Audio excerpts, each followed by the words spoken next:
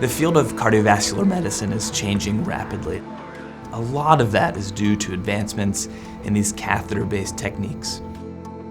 Catheters are inserted into blood vessels, and they are long, flexible tubes, almost like straws, that can make their way up to the heart structures and allow us to deliver devices to the heart. Through catheters, we can fix arteries in the heart, we can close abnormal holes in the heart, and really only recently have been able to repair and replace heart valves using catheters.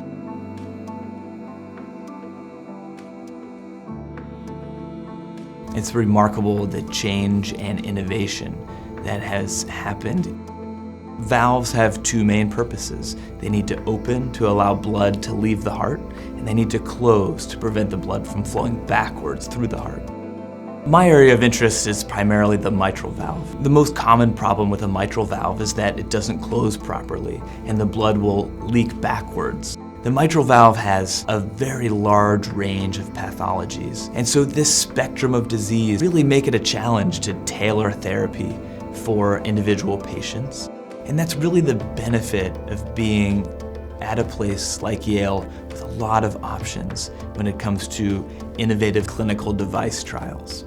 This allows us to offer procedures and techniques to patients that potentially would not have any other options. The main device that we use to repair mitral valves is the MitraClip. We also have a research trial called Apollo. We're one of the few sites in the country that can offer this valve. As we've proven that these devices are safe and effective, we've done trials in patients who are lower risk for surgery. And so the patient population that we can offer these procedures to is evolving.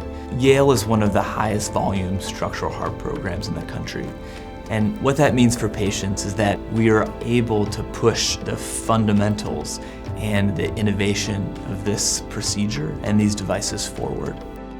The procedures that we are doing to replace the valve will become faster, safer for patients, and more effective, and to treat a broader range of patients.